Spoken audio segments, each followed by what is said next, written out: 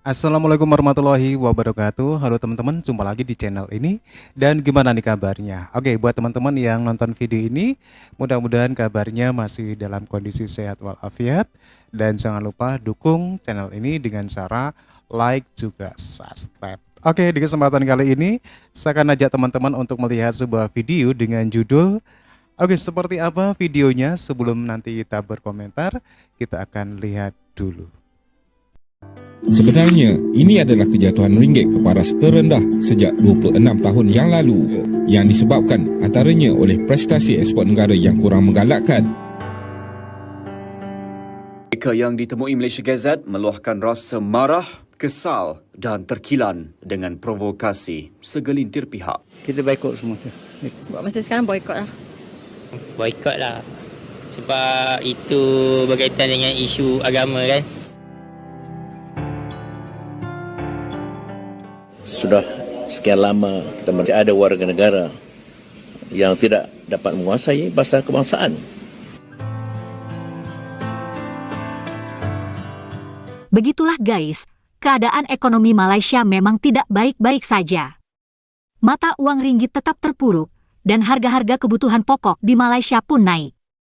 Jumlah total pinjaman rumah tangga rakyat Malaysia juga termasuk tinggi di ASEAN. Jangan heran bila kaum Melayu Malaysia sekarang ini gampang sekali marah. Mereka suka memusuhi para pendatang dan mudah tersulut dengan isu perkauman serta agama.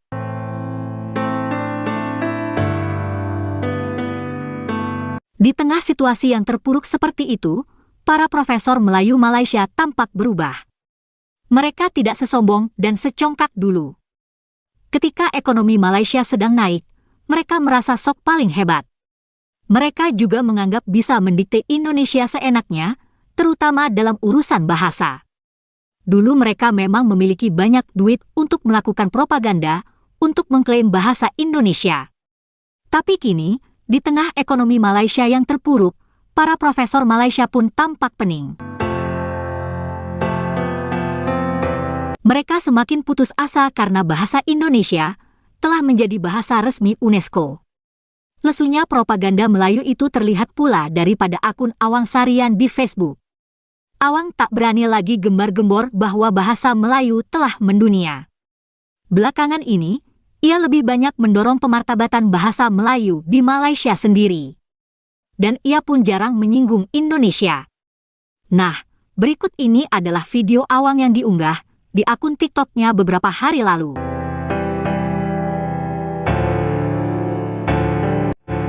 Pada hari ini 18 hari bulan Mac 2024 hari Senin bermula sidang Dewan Negara atau mesyuarat Dewan Negara. Demikian juga dalam soal bahasa kebangsaan. Bahawa dulu Tuanku Ini Pertuan Agong menzahirkan rasa tidak senang kerana sudah sekian lama kita merdeka masih ada warga negara yang tidak dapat menguasai bahasa kebangsaan sebagai bahasa asal jati diri dan bahasa perpaduan antara keturunan yang berbagai-bagai di negara kita. Dalam hal ini, pada khidmat saya, kedua pihak, baik orang Melayu sendiri maupun bukan Melayu, harus terus menjadikan bahasa Melayu sebagai bahasa negara yang dihormati. Dan dihormati dalam konteks digunakan secara praktis dalam bidang-bidang yang telah dikhususkan, khusus bagi segala urusan di peringkat kerajaan persekutuan, kerajaan negeri, dan pihak berkuasa awam. Tapi kita dapati hal ini masih ternyata belum memuaskan dalam beberapa hal. Dalam soal pentadbiran masih banyak lagi mesyuarat dalam bahasa asing, pekeliling, bahkan penjenamaan di bawah Kementerian Jabatan Agasi Kerajaan masih sebahagiannya masih berteraskan bahasa asing. Kita ada Malaysia Fit, kita ada berbagai jenama. Demikian juga soal penamaan taman perumahan, kompleks pentadbiran kerajaan sendiri, nama bangunan, nama pejabat, wisma, nama jalan. Kita berharap juga di Mahkamah Bahasa Melayu mula ditingkatkan supaya tidak terus-menerus bahasa Melayu terketepi di peringkat hakiman. Dalam hal ini saya melihat bahawa keperluan kita untuk patuh pada kedudukan bahasa Melayu sebagai bahasa kebangsaan, bahasa rasmi, bahasa ilmu. Maka itu Akta Pendidikan 1966 meskipun ada kelonggarannya, tetapi semangat kita harus kembali kepada roh yang ditegaskan oleh penyata Razak, penyata Rahman Talib. Iaitu kita berharap bahawa ada usaha Kementerian Pendidikan Malaysia untuk yang saya istilahkan sebagai mengarus perdanakan sekolah-sekolah vernakular, sekolah jenis kebangsaan, terutama dalam penggunaan bahasa Melayu sebagai bahasa pengantar. Tentu kita tidak mengharapkan atau tidak dapat diharapkan berlaku penggunaan bahasa Melayu sebagai bahasa pengantar bagi semua mata pelajaran. Tetapi sekurang-kurangnya ada usaha untuk beberapa mata pelajaran tertentu. Selanjutnya marilah kita simak situasi di Malaysia saat ini. Kasus kaos kaki yang bertuliskan Allah rupanya masih bergulir. Pabrik yang mengedarkan produk ini telah ditutup sementara.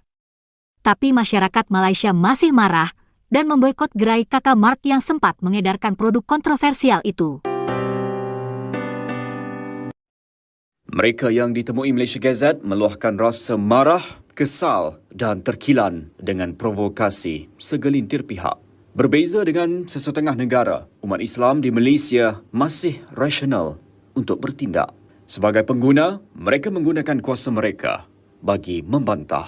Caranya memboikot KK Mart. Mengelak boikot kan? Mengelak. Itu satu pengajaran lah kita. Mana ketindakan kita, kekerasan tak boleh. Kan? Itulah satu cara yang kita boleh buat. Masa dengar isu tu macam mana? Perasaan macam tu? Memang kita sentuh. Umat Islam memang tersentuh. Pasal isu agama memang tersentuh punya.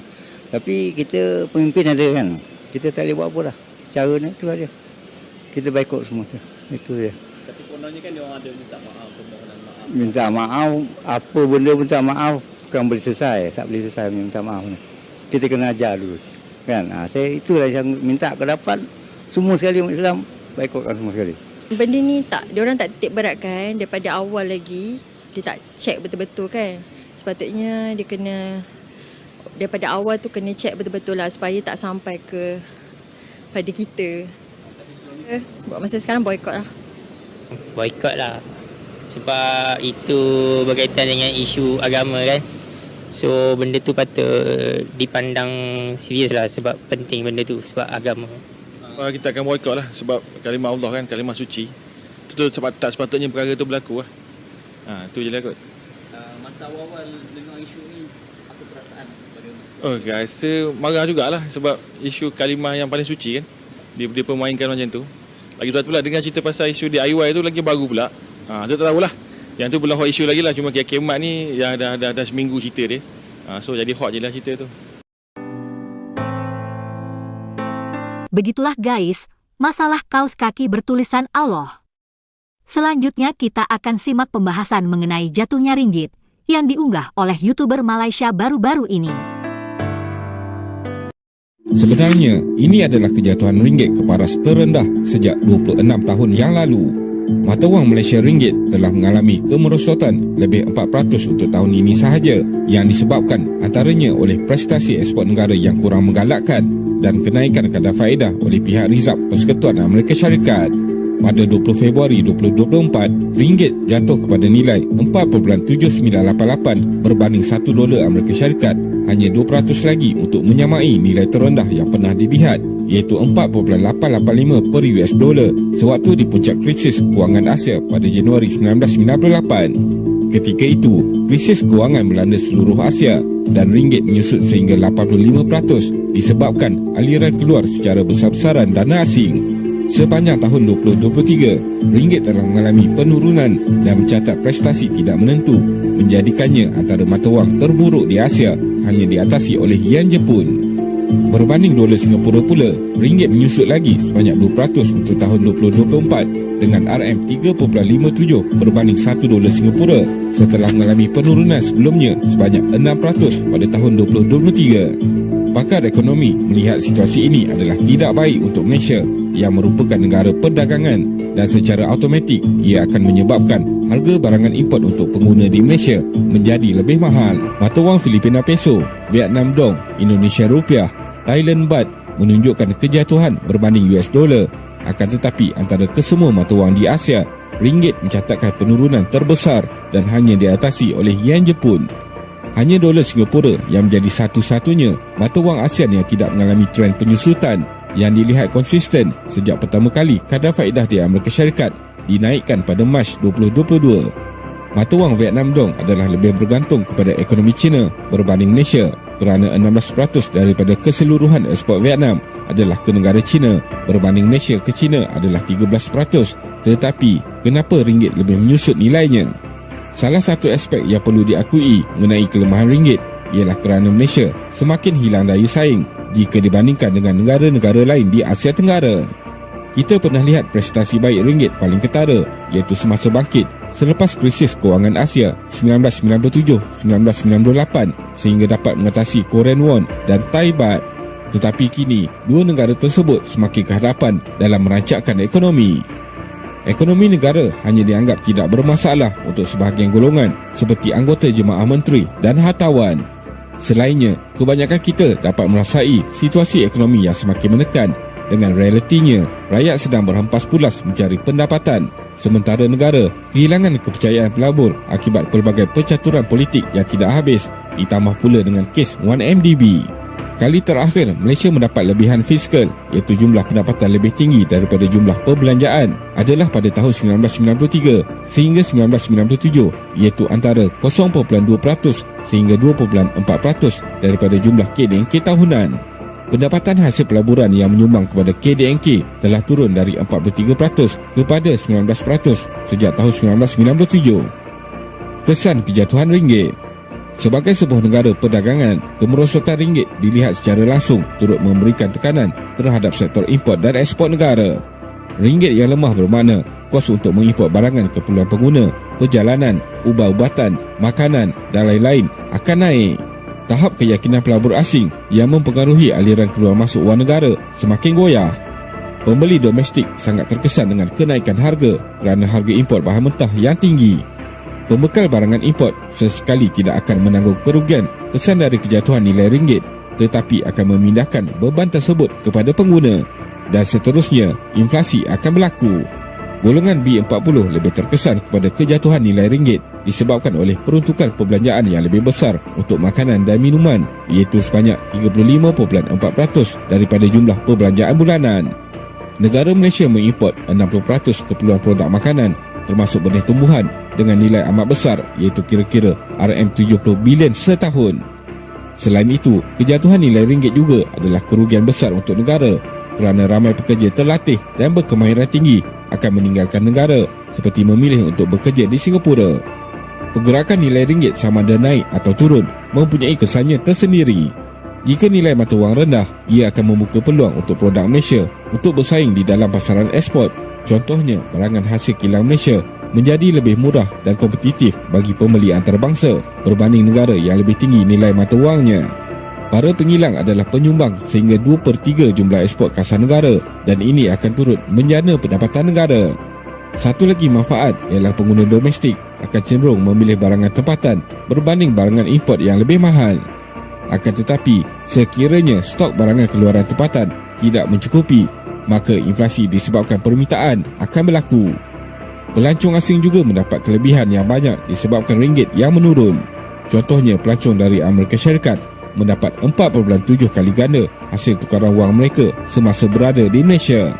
Namun, tidak ada negara di dunia yang mahukan nilai mata wangnya menjadi rendah kerana lebih banyak keburukan daripada kebaikan, terutamanya kepada rakyat berpendapatan kecil di sesebuah negara. Kesimpulannya, kenaikan atau kejatuhan mata wang ringgit adalah satu isu yang sangat penting kerana ia memberi implikasi yang sangat besar kepada rakyat. Mungkin kesan kepada orang kaya tidaklah begitu dirasai, namun golongan rakyat biasa sedang berjuang kerana kebanyakan harga import, terutamanya makanan, terus naik mendadak. Itulah guys berbagai masalah aktual di Malaysia saat ini. Demikian satu buah video dari Trend Publika. Terima kasih dan sampai di sini dulu. Sampai jumpa lagi di video berikutnya. Wassalamualaikum warahmatullahi wabarakatuh.